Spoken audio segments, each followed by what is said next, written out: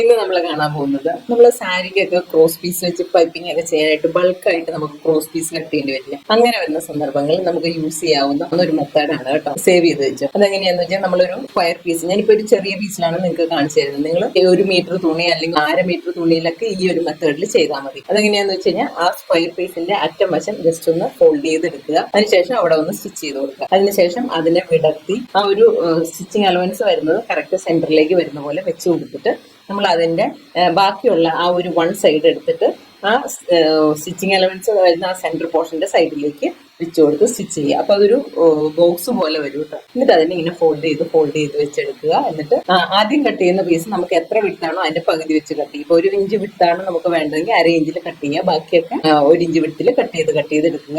നമുക്ക് ഈസി ആയിട്ട് കുറേ അധികം ക്രോസ് പീസുകൾ കട്ട് ചെയ്തെടുക്കുക. അതുപോലെ തന്നെ ജെൻസ്പേഷ്യന്റെ ക്ലാസ്സുകൾ ജോയിൻ ചെയ്യാൻ താല്പര്യമുള്ളവർ ജെൻസ്പേഷ്യന്റെ ആപ്പ് ഇൻസ്റ്റാൾ ചെയ്യാം കേട്ടോ. ഇതിന്റെ ഡീറ്റെയിൽഡ് വീഡിയോ വേണ്ടവർ കമന്റ് ചെയ്യും കേട്ടോ.